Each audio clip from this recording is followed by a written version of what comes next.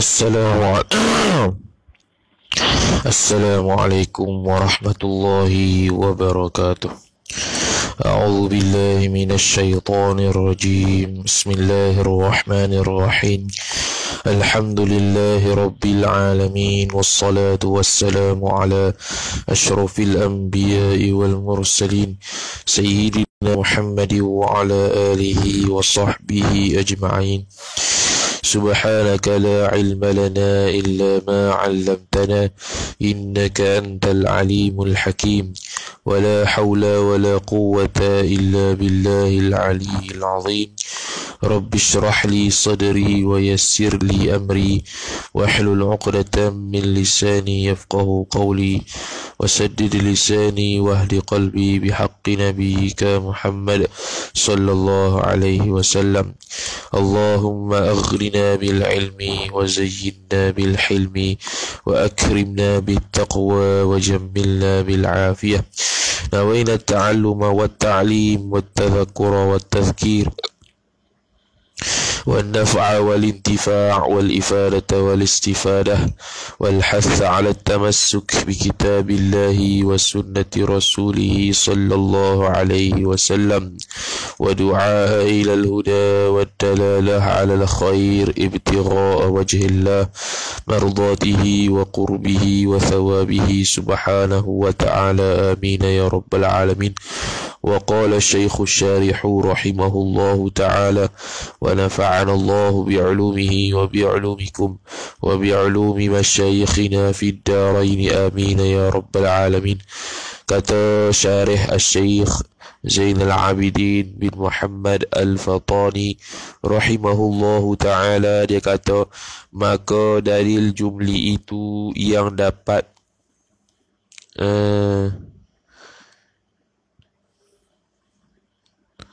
apa tu wajam maka dalil jumli itu yang dapat kebanyakan manusia tak jelas tu kebanyakan manusia tu dia tak ada nyo, tak nak baca tu.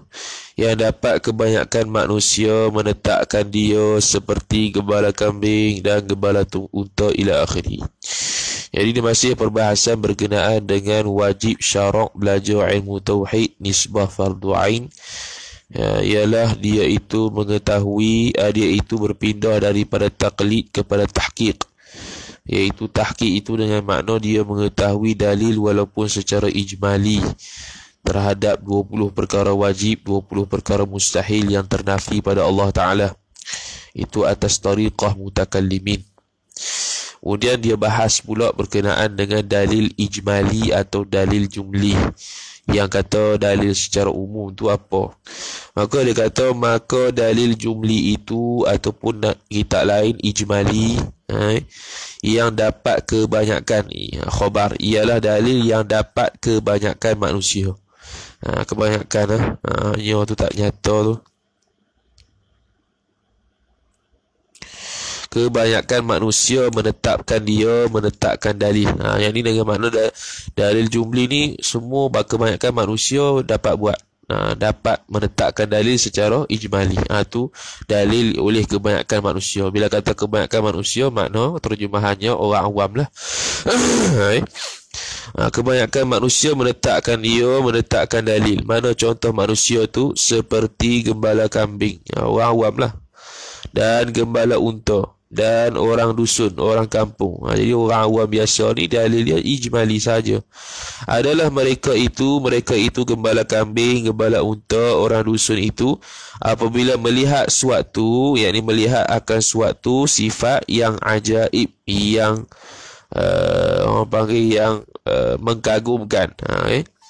Berkata mereka itu, jawab bagi apabila berkata oleh mereka itu gembala kambing, gembala unta dan ahli dusun itu, kata apa? Maqulul qaul, bagi berkata subhanallah. Dia sebut subhanallah bila jumpa benda-benda yang ajib, benda-benda yang pelik, benda-benda yang mengkagumkan hati. Dia kata subhanallah. Subhanallah, koma, boleh letak koma situ. Siapa yang menjadikan ini? Dia bukan bertanya tu nak kata siapa yang jadi sungguh dah. Yakni tiada yang menjadikan dia menjadikan suatu yang ajaib tadi, melainkan dengan makna menjadikan dia oleh Allah Subhanahu wa taala. Dia kata subhanallah, siapalah yang jadikan langit ni cantik tu. Bukan dia persoalkan pencipta tu siapa, atau persoalkan ada Tuhan ataupun tidak. Maknanya ialah dia itu mengakui kata adanya keberadaan Tuhan, iaitu Allah Subhanahu wa taala yang menjadikan seluruh bumi ataupun seluruh alam ini ataupun perkara-perkara yang ajaib-ajaib yang mengagumkan hati.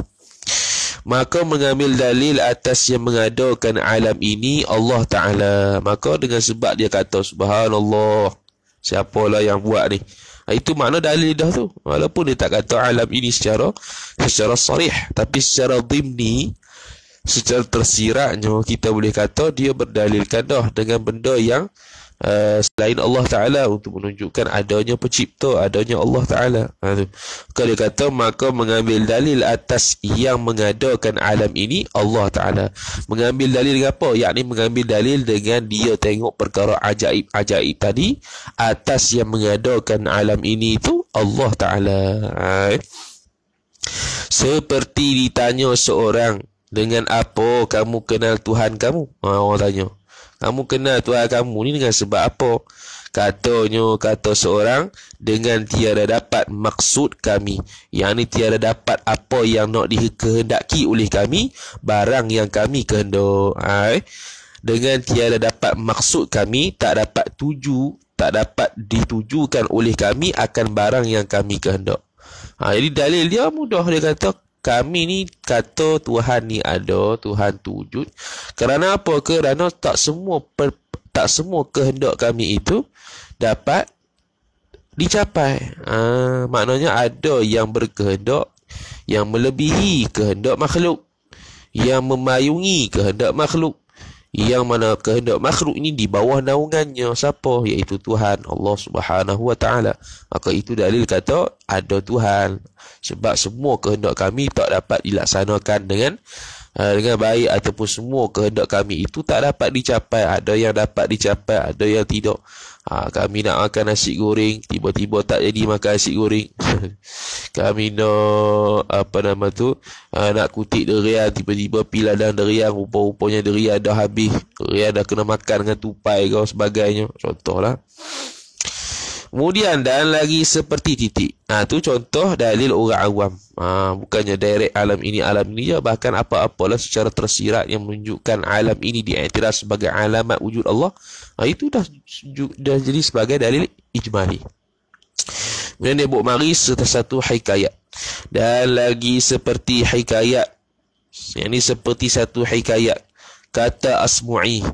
Al-Asmu'i ada dalam taklid sebenarnya. Tu dalam taklid Baba Qutaibah dia kata Al-Asmu'i itu ialah hidup pada tahun 122 hingga 216 Hijrah, ataupun tukar lebih kurang 90 tahun umur dia.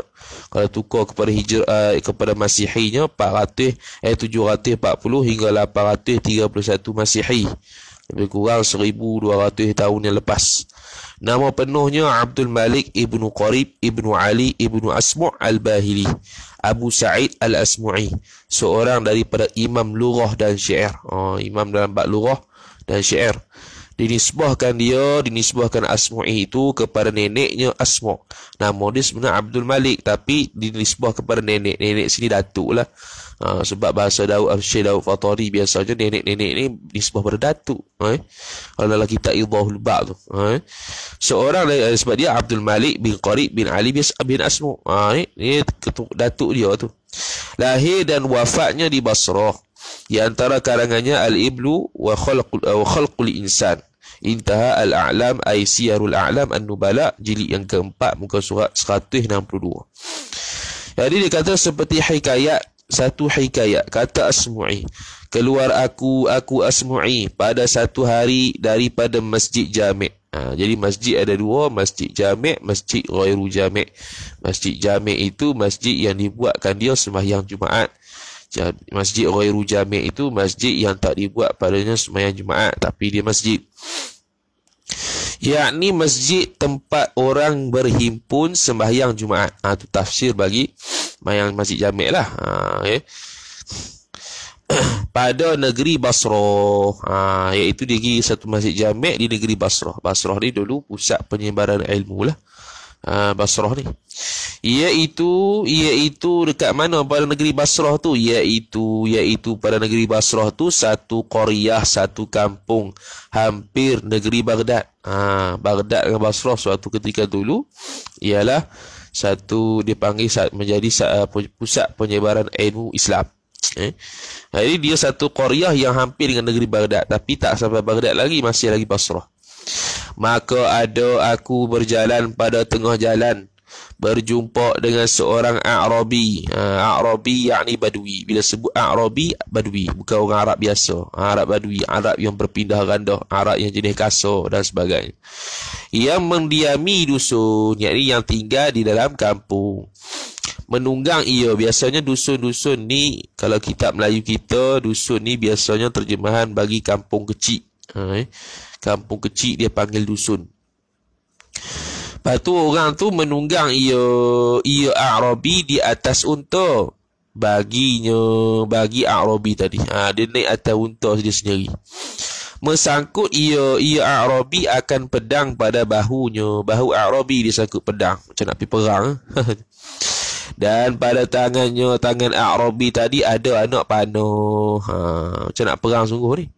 Maka memberi salam ia A'rabi akan Asmu'i. Dia bagi salam, Assalamualaikum. Serta berkata ia A'rabi akan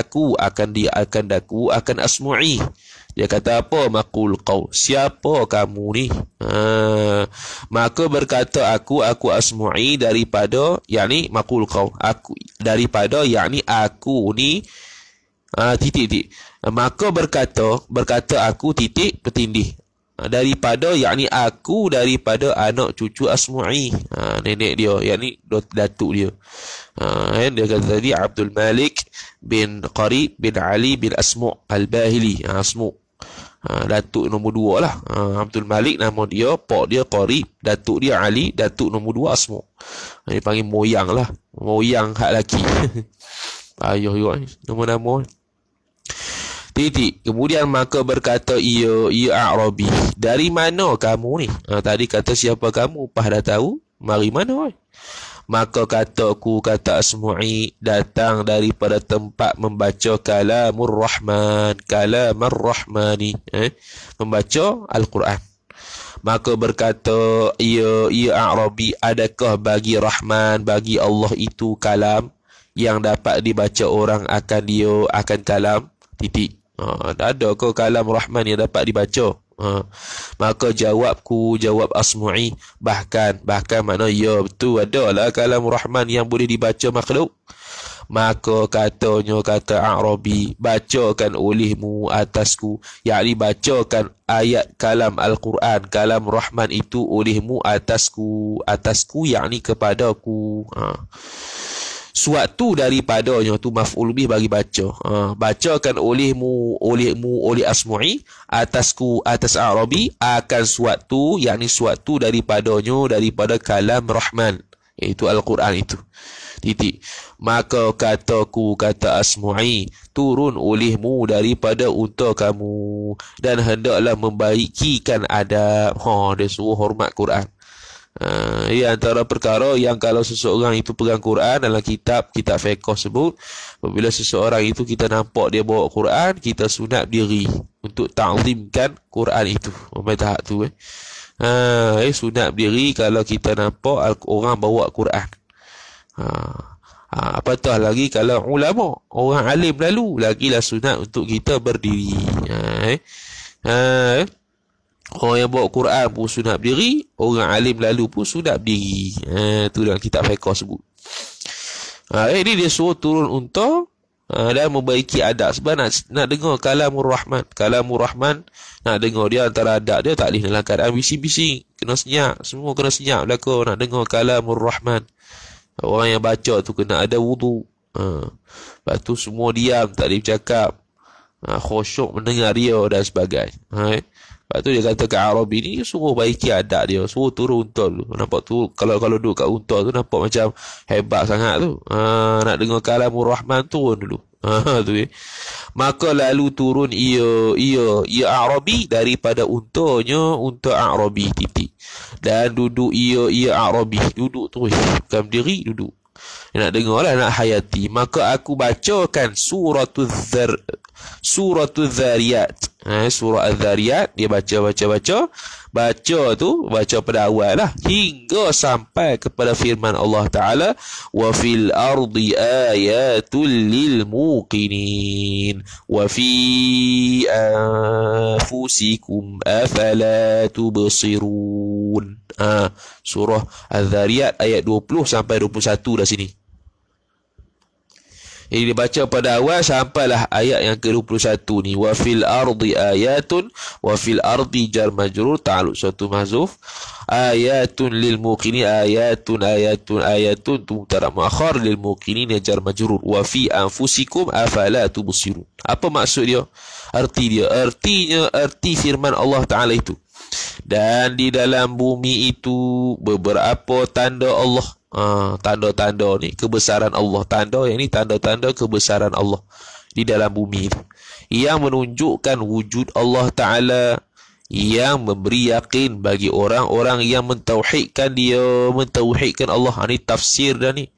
Wa fil ardi ayatun lil muqinin, kalau ikut terjemah betulnya, dan di dalam bumi itu, di bumi itu terdapat tanda-tanda kebesaran bagi orang-orang yang meyakininya. Itu je.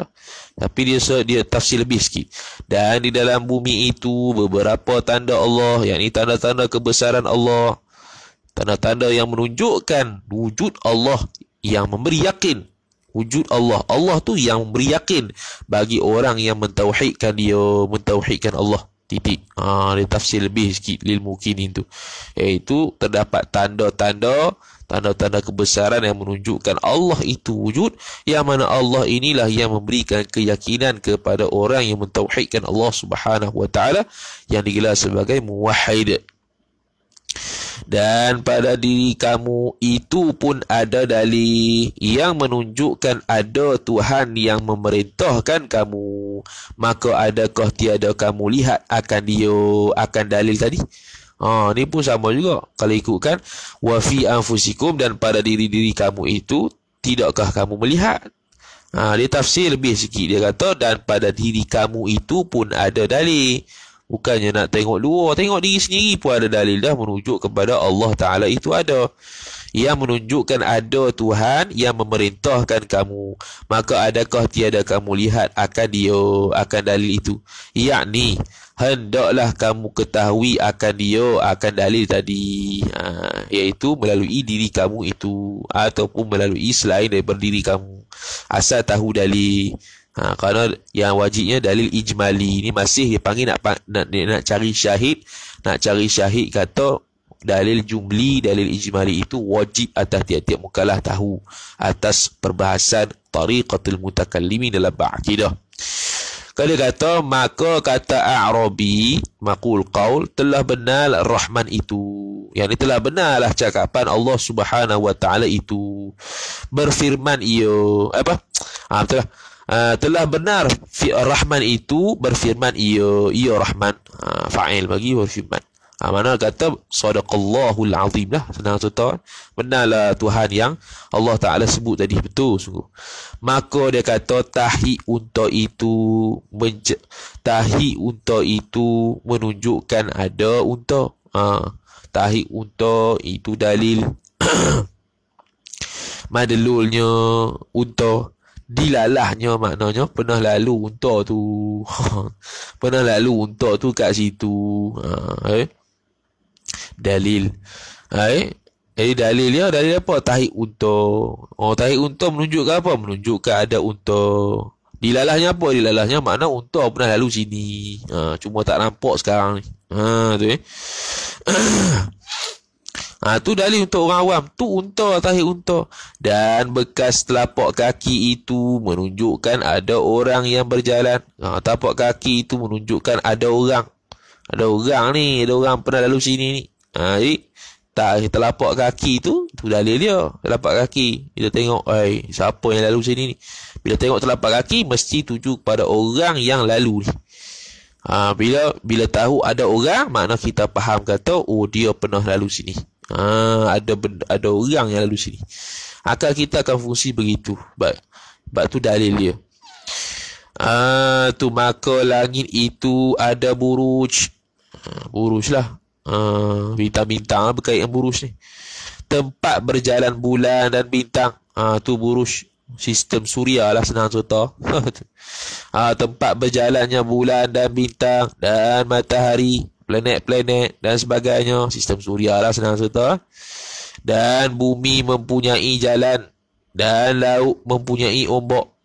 Tu jalan-jalan simpang siu, ada hutan, ada jalan, padang pasir, ombak pula, laut pula ada ombak yang gerak satu. Tiadakah menunjukkan atas Tuhan yang latif?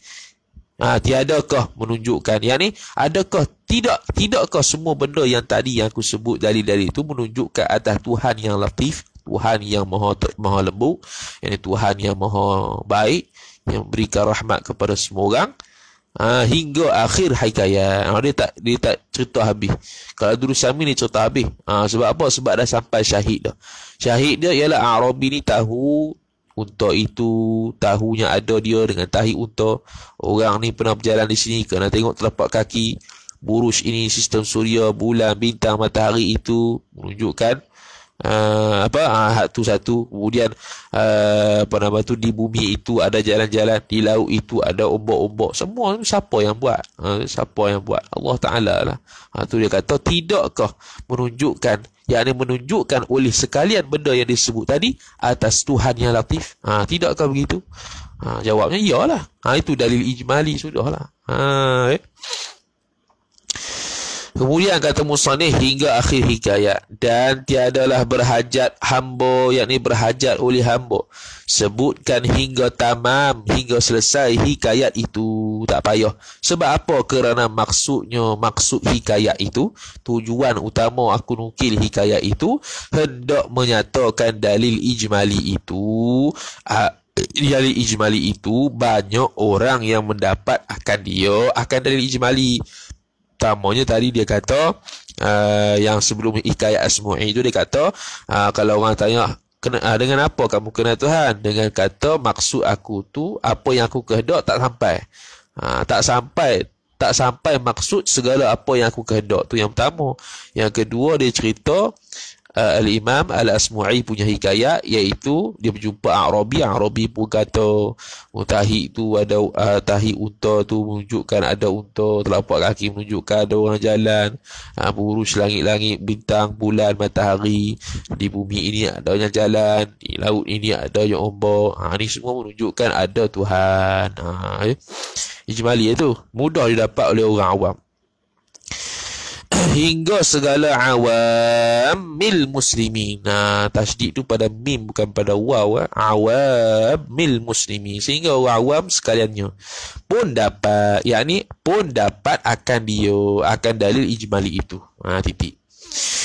Habis. Jadi wajibnya dalil ijmali. Maka hasilnya, kesimpulannya, bahwasanya hasilnya dhamirul hali wasyan. Hasilnya ialah bahawasanya dhamirul hali wasyan fardu ain atas tiap-tiap seorang yang mukallaf itu mengetahui dalil ijmali. Tahu, wajib atas tiap-tiap mukallaf. Maka lepaslah ia tiap-tiap mukallaf daripada taklid, dan masuklah ia tiap-tiap mukallaf kepada tahqiq, yakni dengan sebab mengetahui dalil secara ijmali. Dia lepaslah. Jadi keluarlah daripada taklid kepada tahqiq, iaitu dapat mengetahui dalil meskipun lemah untuk menolak syubhat. Lemah untuk menolak syubhat yang timbul, tapi dia boleh defense diri. Nak berhujah balik, nak attack balik, tak reti hak tu fardu kifayah yang lagi akan datang. Maka dalil ijmali itu dikatakan dalil ijmali itu, yakni dikatanya seorang tanda ada Allah Ta'ala itu wujud alam, ataupun dia kata alam ini titik. Cukup lah. Tu dalil ijmali. Dan dia faham sungguhlah kenapa dia jadikan alam ni sebagai dalil. Dia memang i'tiqad sungguhlah, dia tahulah alam ni dalil, bukannya dia ikut-ikut dalil orang. Taklid dalil dia panggil. Bukan ikut-ikut dalil, memang dia tahulah alam ni sebagai dalil kepada wujud Allah, kepada Allah Ta'ala itu kuasa. Allah Ta'ala bersifat berkuasa, sifat kehendak, adanya sifat hayat. Allah itu qidam, baqa, dan sebagainya. Maka tiap-tiap ditanya daripada dalil satu-satu sifat daripada sifat 20 ini, maka dijawabnya seorang alam ini ataupun makhluk ini. Apakah dalil Allah Ta'ala bersifat wujud alam ini? Apa dalil Allah Ta'ala itu qidam alam ini? Sampailah kaunuhu mutakaliman alam. Tapi dalam bab sifat sama basar kalam tu dengan Quran lebih kuat lah. Dengan Quran, dalil Quran lebih kuat lah. Sama basar kalam atau khusus 3 tu. Dalil akal di situ lemah sikit. Sebab panggil tak ada kaitan antara sama basar kalam itu dengan pembuatan alam. Dengan mana boleh saja kalau kita nak takdirkan tak ada sifat tu pun boleh buat juga alam.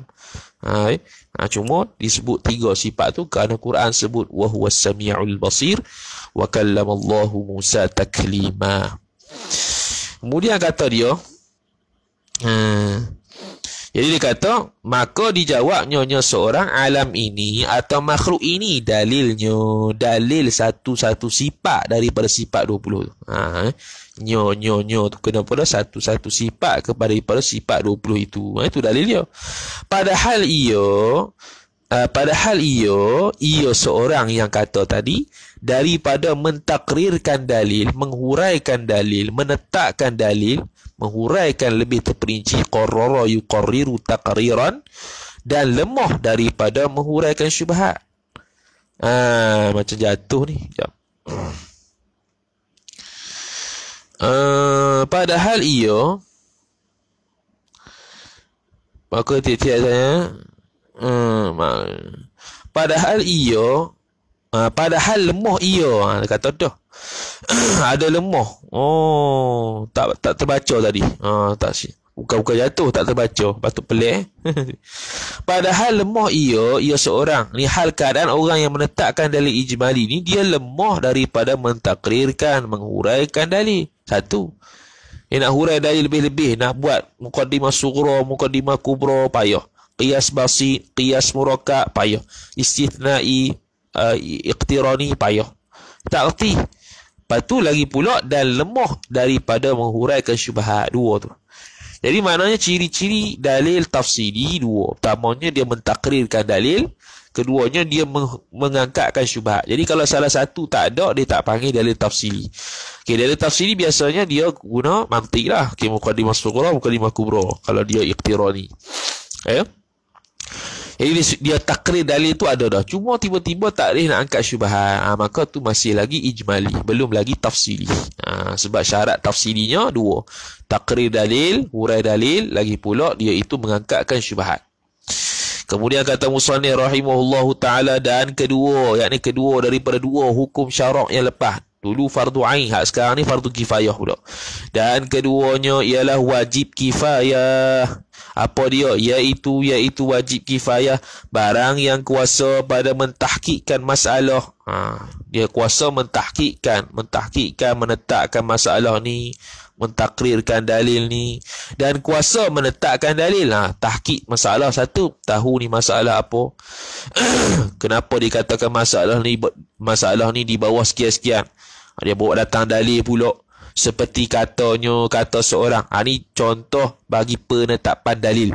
Pada takrir dalil. Tadi dia sebut mentakrirkan dalil. Sekarang dia sebut menetapkan dalil. Ni tafannun fil ibarah lah. Seperti katanya seorang, bermula alam ini baharu. Alam itu maudhu', baharu tu mahmul. Ini muqaddimah sughra dia. Dan tiap-tiap yang baharu itu ada yang membaharu. Kubro dia, premis yang kedua.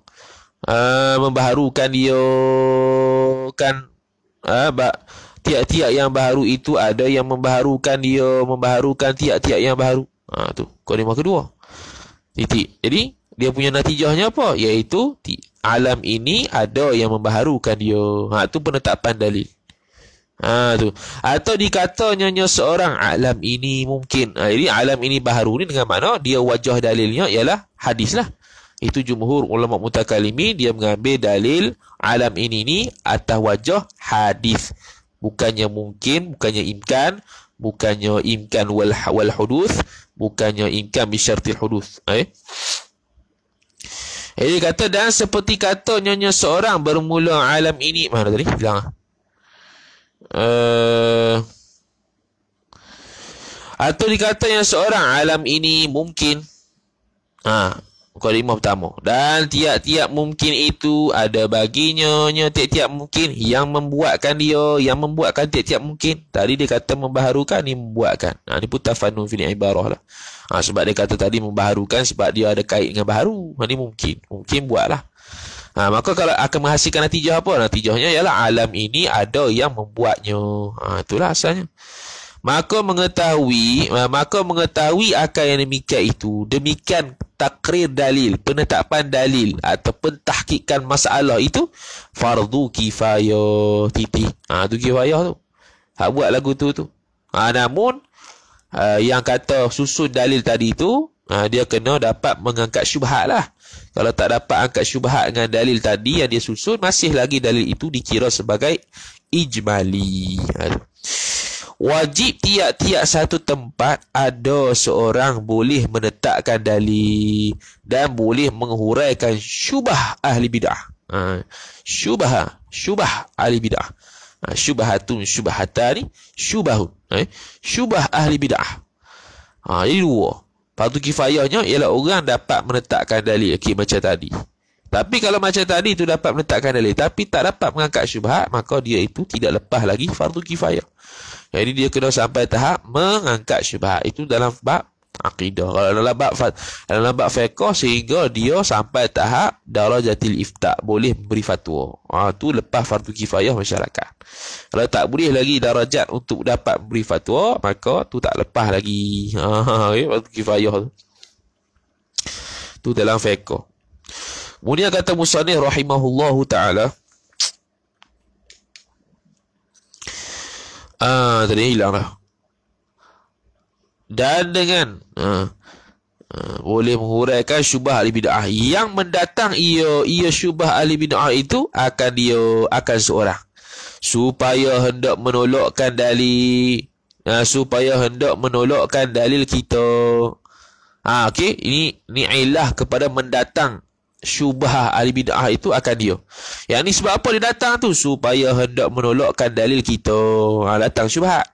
Maka kalau kita boleh jawab dah hurai lagi, mana sampai tahap dapat kalahkan syubhat ahli bid'ah, hujah dia tu, maka lepas fardu kifayah.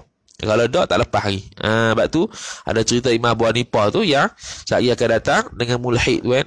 Tak ada siapa dah, semua pakat kalah belakang dengan mulhid tu, sampai Imam Abu Hanifah mengalahkan dia. Mana lepas fardu kifayah masyarakat situ. Ya kan, dalam bab akidah gitu sampai tahap kena mematahkan hujah dia. Tak memada balas-balas gitu, dia kena patahkan hujah. Barulah lepas fardu kifayah. Tu syubhat ahli bid'ah. Maka wajib bahawa ada pada tiap-tiap masafatul qasr. Bahasa Arabnya masafatul qasri. Tengok ta'liq Baba Qutaibah Rashidi radhiyallahu ta'ala anhu, dia kata iaitulah perjalanan 2 hari. Itu dobit hari. Dan iaitu perjalanan 2 hari itu zaman dululah. Iaitu 2 marhalah. Iaitu 2 marhalah tu pun pula 48 mil Hashimiyah. 48 mil Hashimiyah, tak faham lagi. Iaitulah 4 barit atau 14 farsakh. Ni semua kiraan dululah. Dan bersamaan pada hari ini, iaitu 2 hari itu, lebih kurangnya 81 kilometer. Dia khilah lah. Ada 81, 83, 90, 100 lebih. Kata setengah 88 kilometer. Dan di sisi fuqaha Al-Hanafiyah 96 kilometer. KM lah. Dia tulis kaf mim. Kaf mim tu KM lah. Kilometer. Jangan baca kam pula.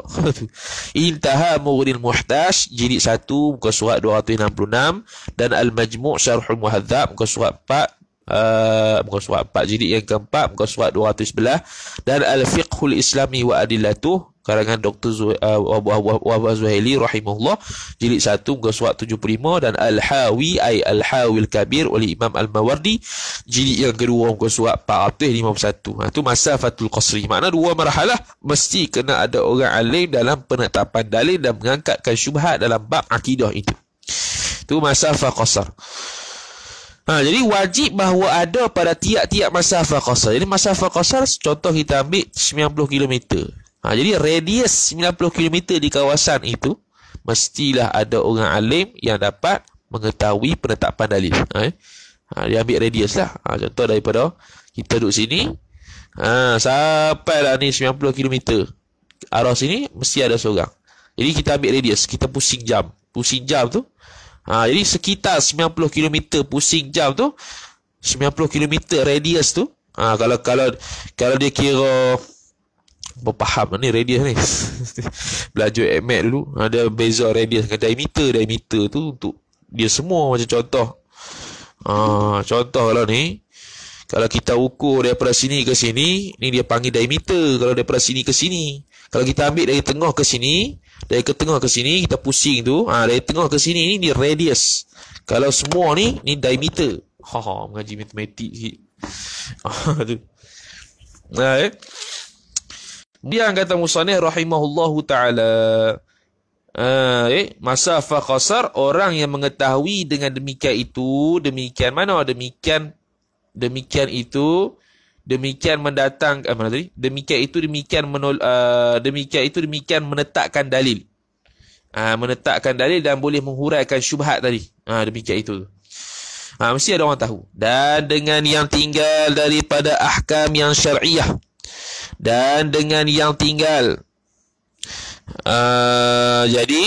dengan ni atau kepada dengan demikian itu. Mana? Ambil balik. Iaitu maka wajib bahawa ada pada tiap-tiap tak payah tak ya. Dan dengan yang tinggal daripada ahkam yang syar'iyah.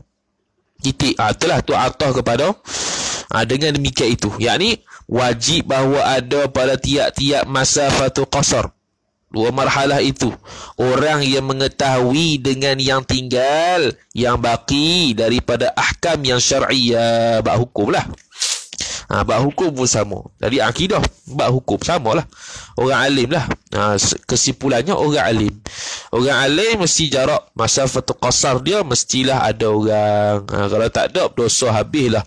Semua marhalah, dua marhalah itu. Wal'iyadhu billah. Sebab tu kita mengaji kita penuntut ilmu ni sebenarnya fardu ain bukan fardu kifayah. Fardu kifayah ni nisbah kita dengan orang kampung. Okey, ada orang wakil, kita wakilnya. Kita fardu kifayah. Bila kita sampai ke tempat belajar, Uniza ke, UKM ke, Yaman ke, Jordan ke, Mesir ke, jadilah fardu ainin. Fardu ain. Sebab tu kalau dapat zakat dengan buat lebih kurang. Kita jenis tak suka betul orang yang jenis minta zakat lebih kurang. Dan kita sendiri jarang lah. Kita sendiri memang tak minta zakat, takut. Tapi kalau orang bagi, kita ambil. Itu ya. Sebelum orang bagi tu, kita bagi penjelasan. Apakah ciri-ciri ahli penuntut ilmu yang boleh mendapat zakat? Saya urai panjang lah sebab pernah jawab. Saya letak dalam tele tu. Jadi kalau orang nak bagi zakat ke saya ni, saya bagi suruh baca dulu. Saya tempel dulu. Yang main bagi gitu ya. Lepas tu saya tanya, kalau rasa benda yang saya terang ni ada kat saya, silalah bagi. Kalau tak ada, tak ada. Tak payah. Ikut orang lain. Nak saya saja minta zakat negeri ke, zakat Uniza ke, takut lah. Takut. Takut apa? Takut kita main-main dengan duit tu. Kita tak sungguh belajar. Jadi kena tanggungjawab kita pula lah. Jawab kat akhirat ni. Dapat beasiswa. Beasiswa. Kembah beasiswa. Mengaji macam haram. Ngaji lebih kurang. Tak apalah lebih kurang, berkat tak ada. Lepas tu pula kalau kita balik tu tak ada orang yang alim yang macam kita sebut. Ni dosa kita. Kita balik dosa juga. Dah asalnya kita yang wakil untuk dapat sampai tahap fardu kifayah tu, tiba-tiba kita balik kosong juga. Kosong. Kesian ke orang tu, orang ke sekitar tu. Dengan kita dosa. Pakai kepiah dosa. Tu. Kemudian kata musannif rahimahullahu ta'ala. Dan pada tiap-tiap masafah udwah, itu atah kepada pada tiap-tiap masafah qasar, yakni maka wajib bahawa ada pada tiap-tiap masafah udwa. Masafah udwa ni satu tu disebutlah satu marhalah lah. Dalam bab Qutaibah sebut masafatul udwa itu ialah allati la yarji'u minha al-khariju ilaiha ba'da tulu'il fajri ila awailil lail, iaitu masafah jarak perjalanan yang tiada kembali daripadanya tu tinggal oleh orang yang keluar kepadanya, kepada tempat itu, kemudian daripada terbit fajar hingga awal-awal malam. Mana sampai dalam waktu sehari. 2 marhalah kan 2 hari. Ini 2 hari lah. Senang ceritanya satu marhalah. Habis. Seperti disebut di dalam Bughyatul Mustarsyidin. Ataupun takrif dia ma yarji'u minha mubakirun ila mahallihi yaumahu, masafah jarak perjalanan yang kembali balik daripadanya oleh orang yang berpagi-pagi, yakni pergi berpagi-pagi kepada tempat orang itu pada harinya. Dia pergi pagi-pagi buta, dia sampai balik tempat dia tu pada hari yang sama. Tu masafah udwa lah. Intaha hasyiatul bijirmi alal manhaj, ini alal fatuwahab. Kemudian jadi senang ceritanya ialah masafah udwa ni satu marhalah. Masafah qasar ni disebab apa dia panggil masafatul qasri, sebab diharuskan ataupun diberi rukhsah untuk sembahyang qasar kalau dia sampai 2 marhalah. 2 marhalah boleh dah sembahyang qasar. 2 marhalah boleh dah sembahyang mana? Sembahyang qasar. Cumanya ialah afdhalnya kalau kita masih 2 marhalah, tidak 3 marhalah, afdalnya kita sembahyang jamak bukan qasar. Dari sudut harus sembahyang qasar boleh, cuma afdalnya sembahyang jamak. Tapi kalau sampai 3 marhalah dan ke atas, barulah sunat dan afdal sembahyang qasar. Itu dari sudut. Sebab apa dia kata jamak lebih afdal ketika kita sembahyang kita pergi 2 marhalah je, tak sampai 3 marhalah, kerana nak keluar khilaf mazhab Hanafi yang kata boleh qasar bila dah 3 marhalah. Itu saja. Harus sunat saja afdal, dari sudut afdal, bukan dari sudut sah. Sah tu sah lah. Memang malasnya nak buat jamak, buat kasar. Kemudian kata musannif rahimahullahu ta'ala, masafah udwa, seorang qadhi. Yang kata masafah udwa ni bila? Iaitu seorang qadhi. Mana tiap-tiap masafatul udwa, tiap-tiap satu marhalah mesti ada seorang qadhi. Sebab apa? Kerana banyak berbantah-bantahan. Senang ceritanya banyak jenayah lah. Bila banyak jenayah ni, kena banyaklah qadhi sikit. Tapi hak ni bab qadhi ni jangan risau lah. Malaysia ni alhamdulillah lah, setiap daerah tu ada lah mahkamah daerah lah, mahkamah negeri lah, mahkamah negara lah, macam-macam. Maka jika ada seperti demikian yang tersebut daripada adanya qadhi pada masafatul udwa, adanya orang alim pada masafatul qasr, lepaslah daripada berdosa isi negeri itu. Lepas isi negeri, dia panggil negeri sebab apa? Sebab besar. 2 marhalah besar, tak panggil kampung lah. Dan jikalau tiada seorang yang mengetahui akan demikian hukum-hukum syariah, demikian mengangkatkan syubhat dan menetapkan dalil, qadhi niscaya berdosa sekaliannya. Dengan kita dosa. Dosa apa? Dosa besar. Mayang masjid, dosa. Puasa sunat, dosa. Pergi haji umrah, dosa. Baca Quran, dosa. Ke mana dosa? Tak ada orang alim. Tu bahaya. Tu orang panggil kena ta'zim orang alim. Ada adab dengan dia, ta'zim orang alim, sebab dia tolong pelepah kita punya fardu kifayah. Bukan senang jadi orang alim. Payah. Hemah kena tinggi. Tu. Hemah rendah. Kalau kita pergi pada ilmu seluruhnya, dapat sebahagian. Kalau pergi sebahagian, tak dapat apa. Tu kalau dapat dapat pun belum tentu berkat. Tu. Maka tatkala tak ada seorang pun yang tahu, wajiblah sekalian ahli negeri itu belajar. Wajib semua belajar. Sehinggalah dapat seorang yang dapat mengetahui akan yang tersebut dari sudut penetapan dalil dan juga mengangkatkan syubhat ahli bid'ah, dan juga seorang qadi tadi, sampai semua ada seorang yang dapat kecap, yang dapat jadi alim. Barulah semua terlepas. Kalau tak, semua wajib belajar lagi. Wajib belakang. Dia sebenarnya ada khilaf ni dalam buku kitab usul fiqh lah. Wajib semua belajar ke atau wajib hantar seorang belajar? Tu khilaf lah. Ada yang kata wajib lah ke, sampailah seorang dapat nyata seorang yang alim, seorang yang boleh jadi qadi dan sebagainya, barulah lepas. Ada yang kata tak, hantar wakil.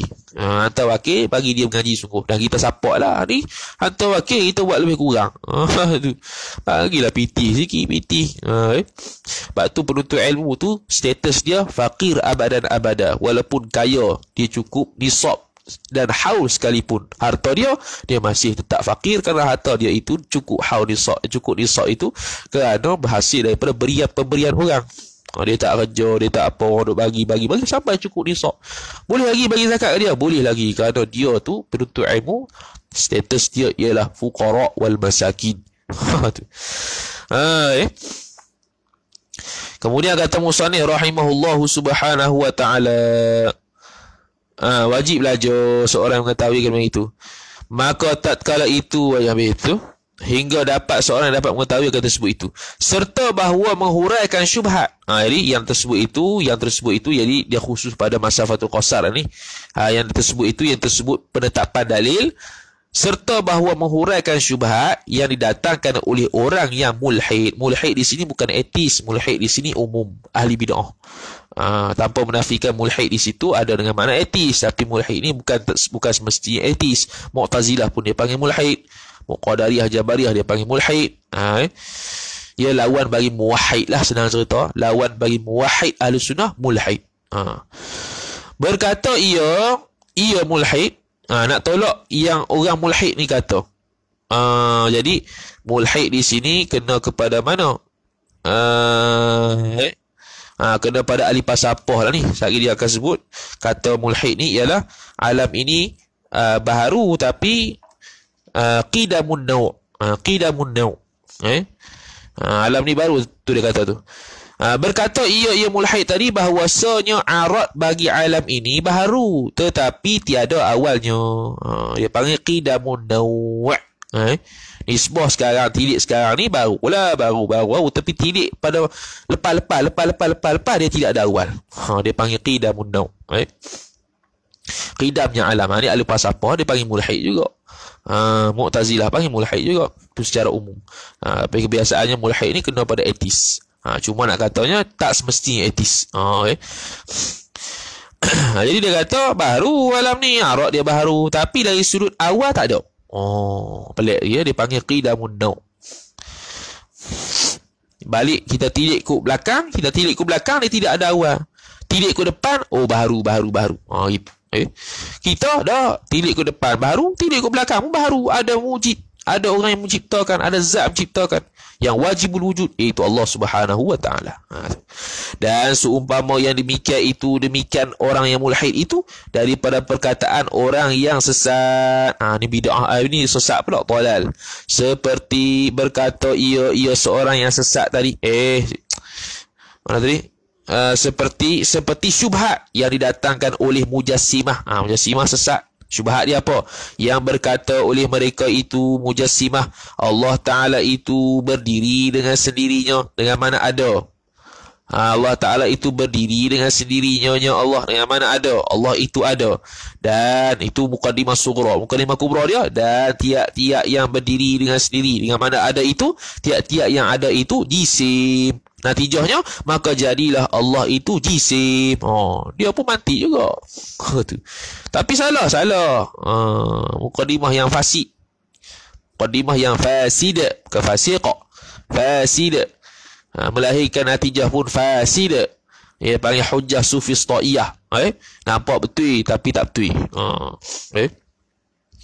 Maka adalah perkataan itu, perkataan mujassimah tu sesat, bahkan lagi menyesatkan. Tu.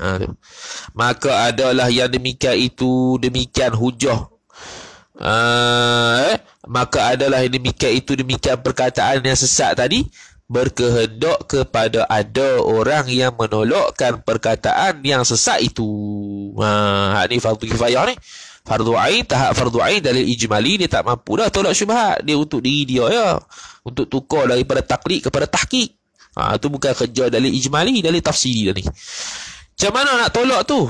Dengan mendirikan dalil yang boleh mengalahkan dia, mengalahkan perkataan yang sesat tadi, ataupun mengalahkan mujassimah secara khusus di sini. Dan seperti barang titik.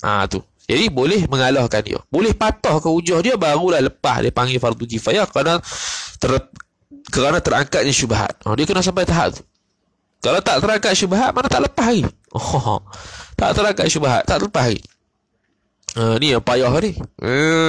Ni yang payah ni.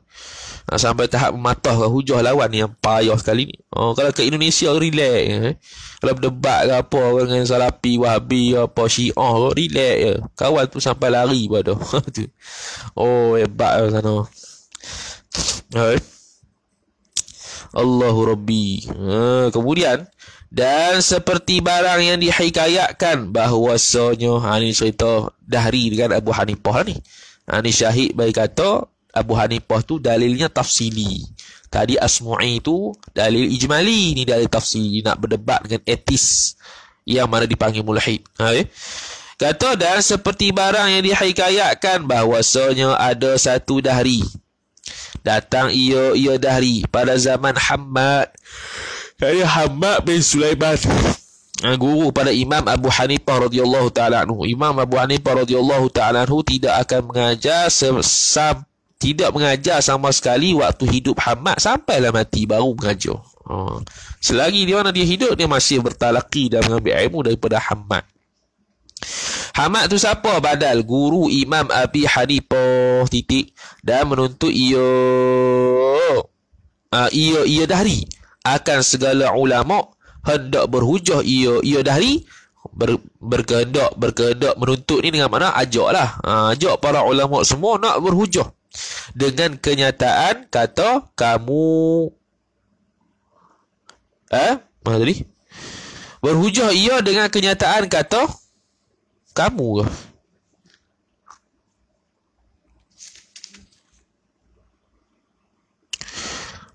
Guru Imam dia dan menuntut ia akan segala ulama hendak berhujah ia dengan kata kamu. Kata kamu.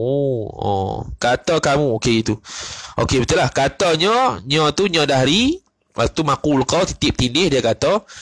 Ni kata dia apa dia? Kata kamu tu apa? Allah itu ada. Allah itu ada tu maqul qaul bagi kata kamu. Kata kamu itu hingga akhirih itu maqul qaul bagi katanya. Katanya kata dahri. Okey, dia kata apa? Kata kamu ni para ulama, Allah itu ada, betul tak? Manakala ada, bila ada, betapa, yakni bagaimana tiada tempatnya Allah tu. Kamu kata Allah tu ada. Macam mana boleh ada tak ada tempat? Maka tiada ada suatu yang mawjud, yang ada, melainkan ada tempatnya, yang mawjud. Yang mawjud ni dia panggil min itlaq ismil maf'ul wa iradat ismil fa'il. Bukan makna yang diadakan, dengan makna yang ada. Macam majnun lah, min itlaq ismil maf'ul wa iradat ismil fa'il. Itlaq isim maf'ul naknya maksud isim fa'il, iaitu yang gila. Tu dalam syadzal uruf. Tu. Jadi dia kata mana boleh benda yang ada tak ada tempat. Jadi Allah ni ada, kamu kata, dan mana tempat dia? Maka beberapa mereka itu para ulama yang sudah dikalahkan. Dikalah tu ada kaf oleh dahri. Kalah belaka. Tumbang belaka dengan hujah dahri ni. Maka bertanya ia dahri kepada manusia, yakni kepada orang awam kebanyakan. Adakah lagi tinggal daripada ulama kamu seorang? Ada lagi. Aku nak berdebat ni, nak hujah ni.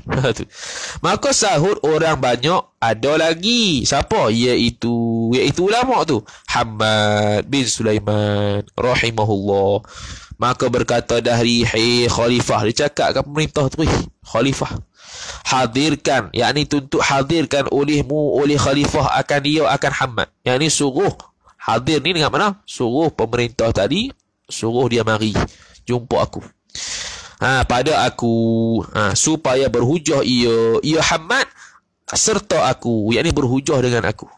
Maka menyeru khalifah akan Hammad. Hammad pun disuruh oleh khalifah. Maka berkata Hammad, beri tangguh olehmu oleh khalifah akan daku Hammad malam ini. Aku tak mau lagi lah malam ni, nantilah esok-esok.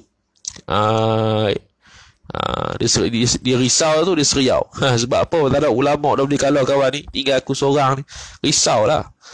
Mikir macam-macam. Kalau aku kalah ni habislah fardu kifayah tak lepas tu. Kalau kata semua taklif belaka, semua kalah belaka, tak angkat syubhat, tak lepas kampung, semua dosa belaka. Dengan ulama-ulama dosa.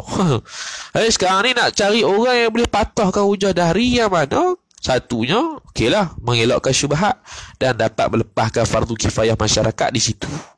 Mana ni? Dia tinggal Hammad seorang. Jadi Hammad pun minta tangguh.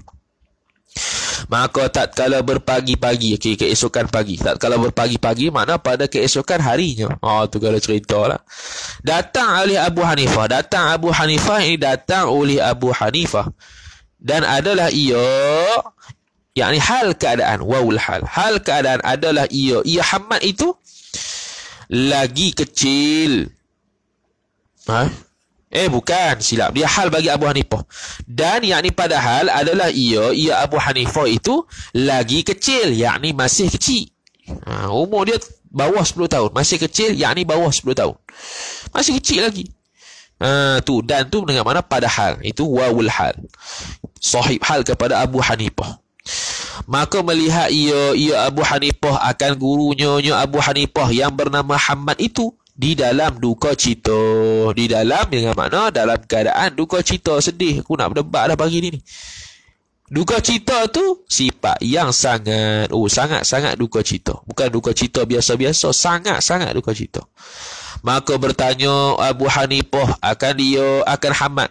Maqul qaul, apa sebab daripada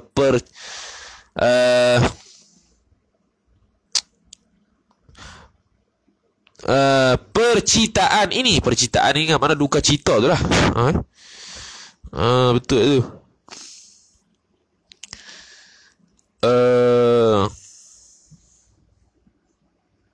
Mana di sini ada bagi view data sikit, kita baca Baba Qutaibah dia kata ad-dahri itu pada lughah itu dinisbahkan kepada dahar, iaitu masa. Betul lah, daharun tu masa lah. Dahri ni pada lughah, dan dikatakan bagi seorang yang berkata dengan sedia masa, dan sedia masa dengan mana masa ni tak akan habis, dan yang tidak beriman dengan bangkit itu, iaitu hari kiamat, tak beriman hari kiamat tu dia panggil dahri. Orang yang kata masa ni tak akan habis, yakni dengan mana tak berlaku kiamat, tak berlaku hari kebangkitan, tu dia panggil orang itu dahri.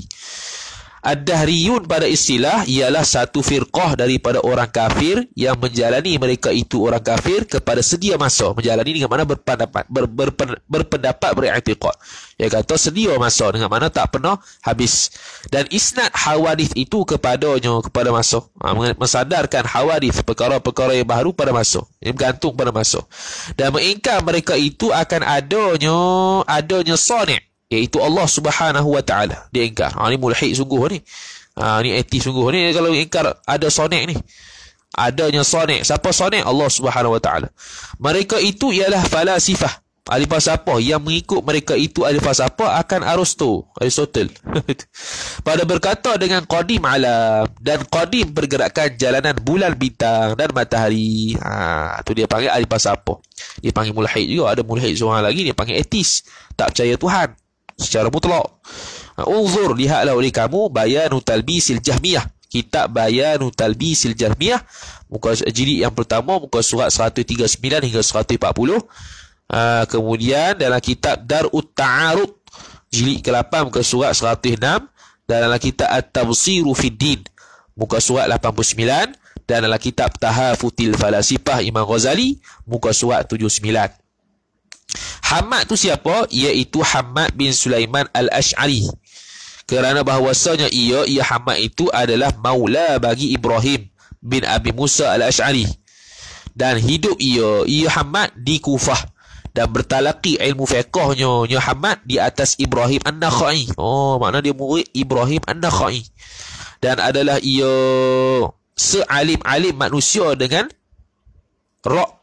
apa tu? Dengan ra'yunya, dengan pendapat ke tu? Dengan ra'inya. Dan adalah ia sealim-alim manusia.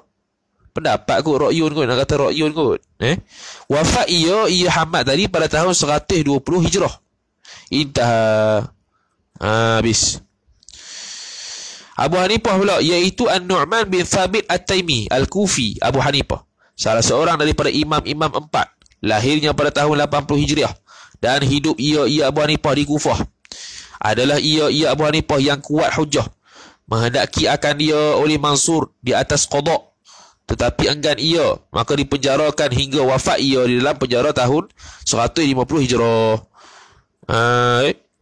Ada cerita lah tu. Intaha Siyaru A'lamun Nubala dan Tahdzibut Tahdzib. Nak cari apa tadi? Lupa lah.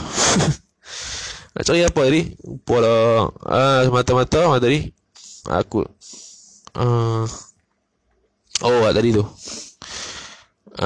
mana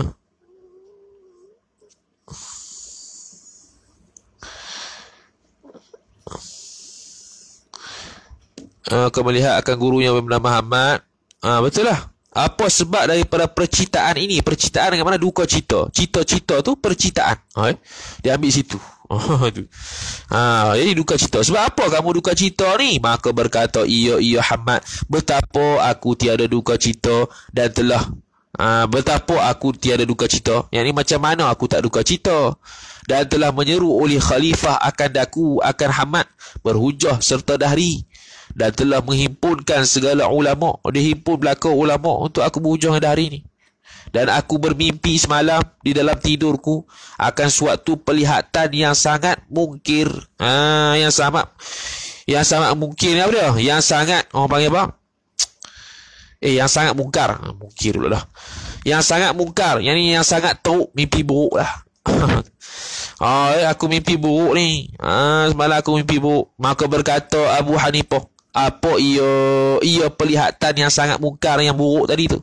Kata Abu Hanifah, kata Hamad, aku lihat akan satu dusun yang sangat luas, lagi berhiasan, cantik dusun tu, luas, cantik pula.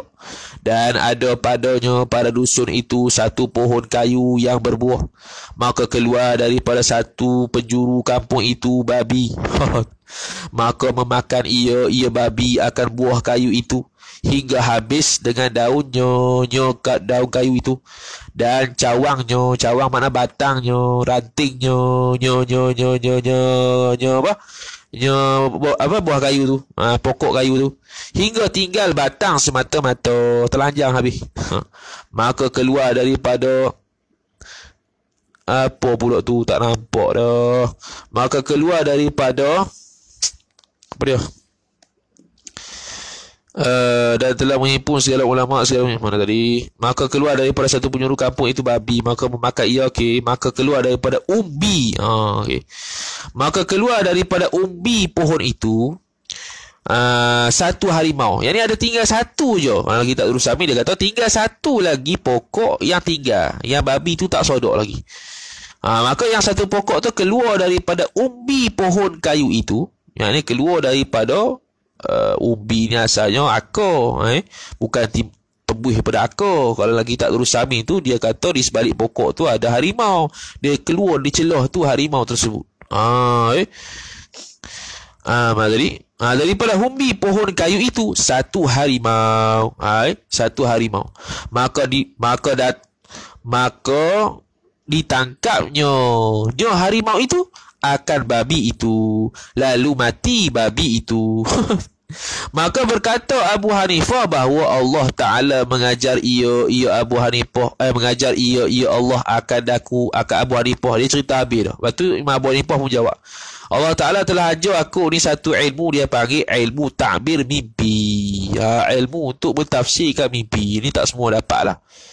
Nabi Yusuf dapat, Nabi SAW dapat, Ibnu Sirin dapat, Imam Abu Hanifah pun dapat. Yang mana guru dia tak ada ilmu takbir mimpi. Ini maknanya murid lagi alim pada guru. Boleh jadi tak? Boleh jadi.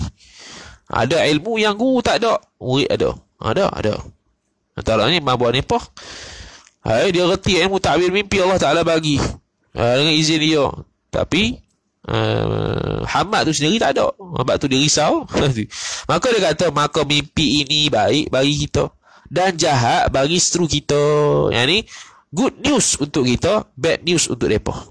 Mereka tu siapa? Dah hari tu. Maka jikalau engkau izinkan bagiku, bagi Abu Hanifah, kepada takbir akan dia, akan mimpi Hamad, niscaya aku takbir akan dia, akan mimpi itu.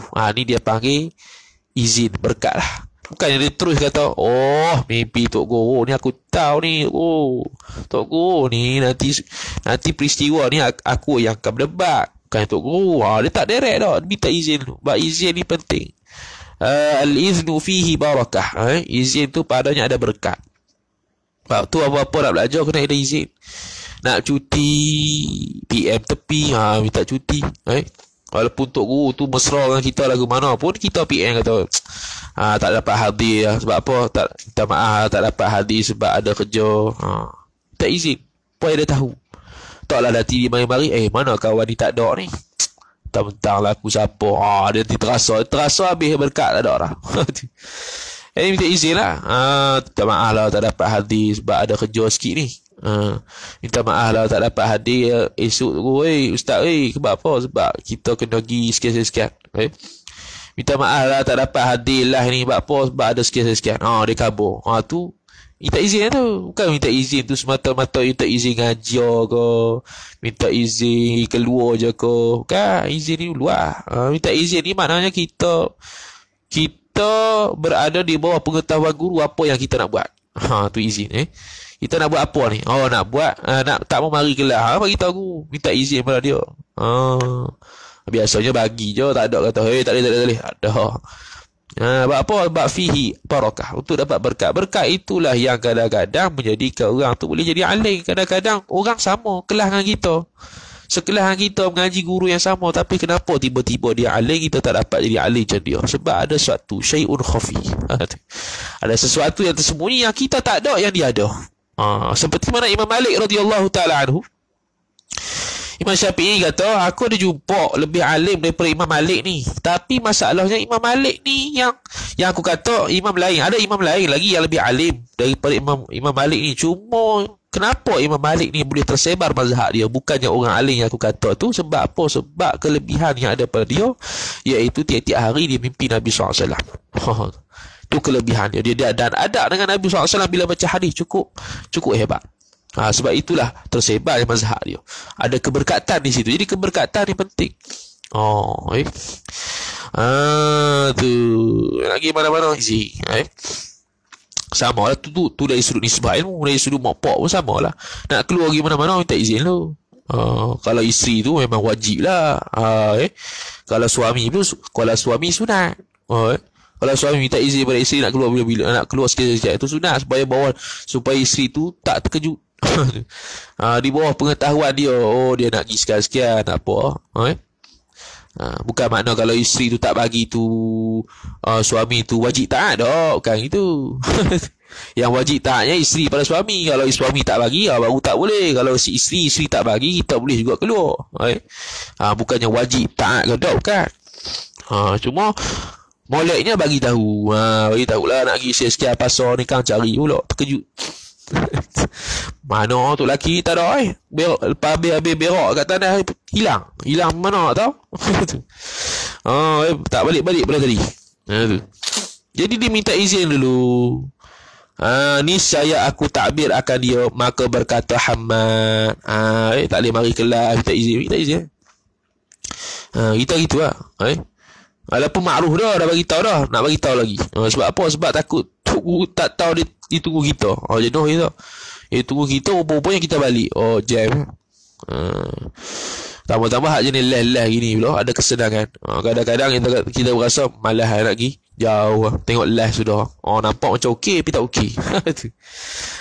Dia kalau ada pertemuan antara live dengan secara bersemuka lah. Jauh-jauh lah. Itu nak dapat hakikat ilmu tu. Lagi susah kita tempuh untuk kita belajar nak cari ilmu, dapat ilmu tu lagi berkat. Bila lagi berkat, maka Allah Ta'ala akan membukakan ilmu yang kita kadang-kadang tak belajar tapi tahu. Itu yang nak tu. Bila kita telaah kita, dapat faham. Tapi kenapa kawan kita telaah kita yang sama, guru yang sama, mengaji yang sama, tak faham? Ada syai'un khafi. Sebab tu payah nak jadi alim ni. Bila seorang tu kita nampak dia tu alim, ada benda tu. Ada benda yang dia ni tak ada kat kita. Ada benda yang tak ada kat kita yang dia ada. Sebab tu dia jadi alim. Tu alim dengung. Tu kena cek sendiri ya.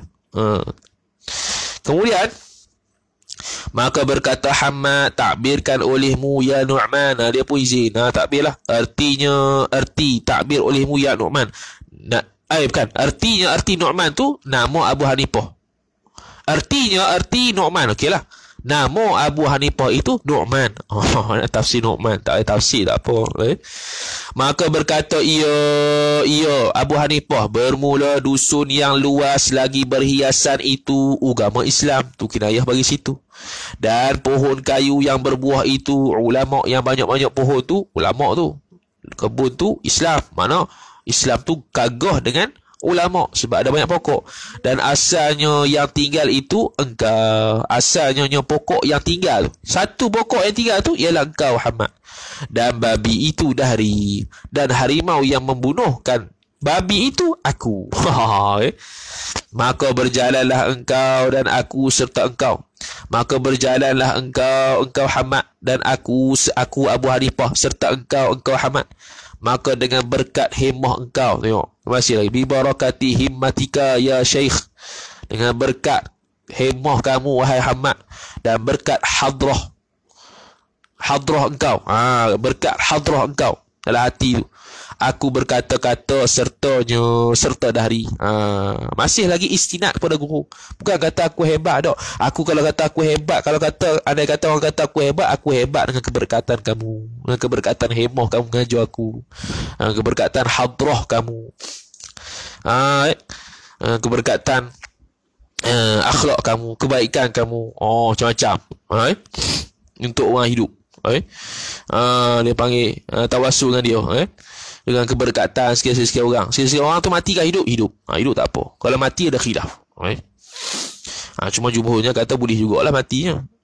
Dalilnya ialah ulama buat dalam kitab dia. Dalam kitab akhir kitab, bijahin Nabi SAW, dengan keberkatan Nabi SAW. Maknanya orang mati lah, orang mati.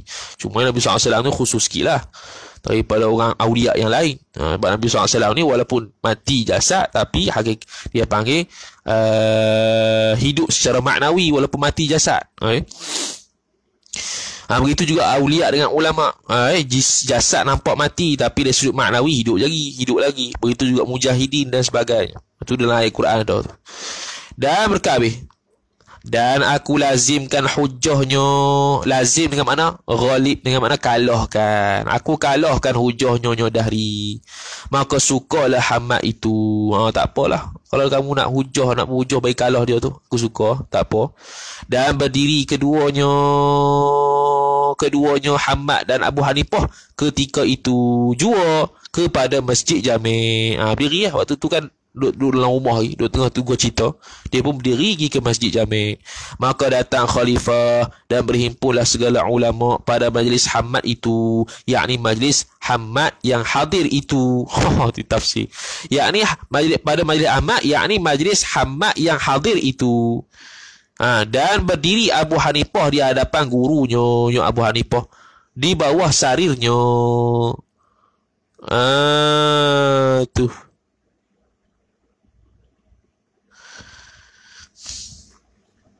Di bawah sari ni macam tiko.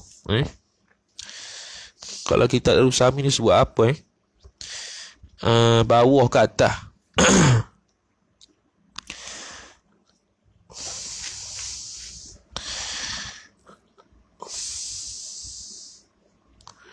Di bawah sarirnya. Sarir tu tika tu.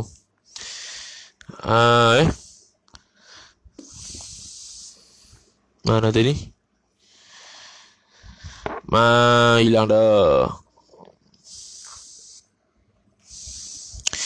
Dan berdiri Abu Hanifah di hadapan gurunya, guru Abu Hanifah. Di bawah sarirnya, sarir gurunya. Di bawah sarir memegang ia Abu Hanifah akan kaos tu selipar gurunya, guru Muhammad tu, guru Abu Hanifah. Dia pakai kaos ni bahasa Indonesia sekarang ni. Kita tak pakai kaos, kita panggil selipar, ataupun kasut, selipar ataupun kasut, kaos lah dia panggil. Dan kaos dirinya, selipar diri Abu Hanifah pun dia pegang. Tok guru dia punya dia pegang kok.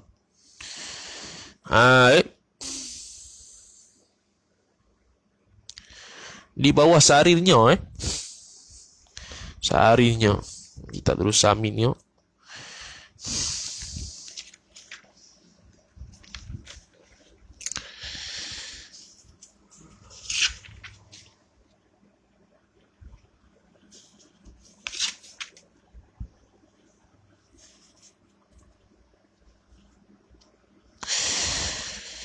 Bermula dusun, maka berjalan engkau dan aku serta engkau dengan berkat iman engkau. Dan berdiri keduanya ketika itu juga kepada Jami', maka datang khalifah. Betul lah, di bawah sarinya juga. Mungkin ginilah, di bawahnya itu ada sarir. Gitulah.